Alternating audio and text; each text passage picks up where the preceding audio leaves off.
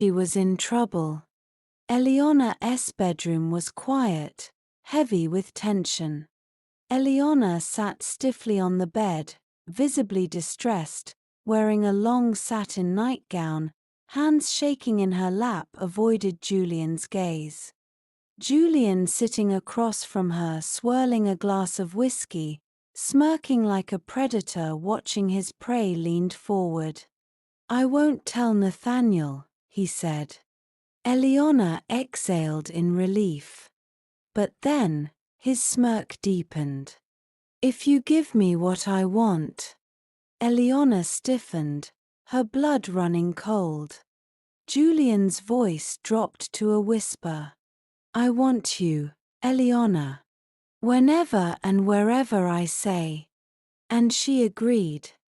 The sterile walls of the private doctor's office in Victoria Island, Lagos, were as cold as the news Eleanor was about to receive.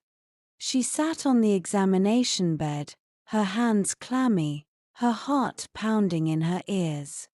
Dr. Anderson, holding a medical report, standing near the ultrasound machine, studied her file, then looked up. "Congratulations, Mrs. Sterling. You're pregnant." The room spun.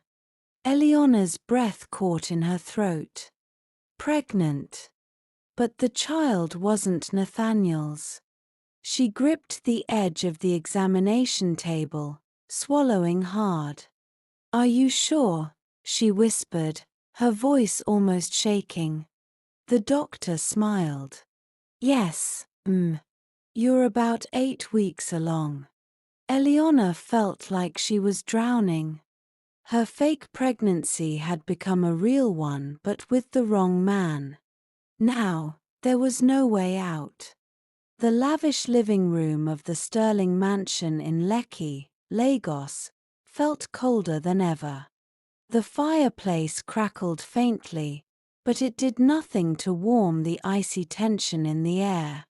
Nathaniel, whose grip tight around a whiskey glass, his jaw clenched in silent fury, stood near the fireplace, his dark eyes locked on Eleanor with unreadable intensity.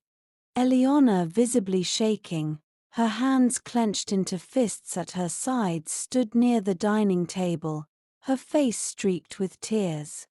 Seated on the couch, Julian relaxed, smirking like the devil himself, sipping whiskey as if enjoying a show, watched them like a spectator at a gladiator match.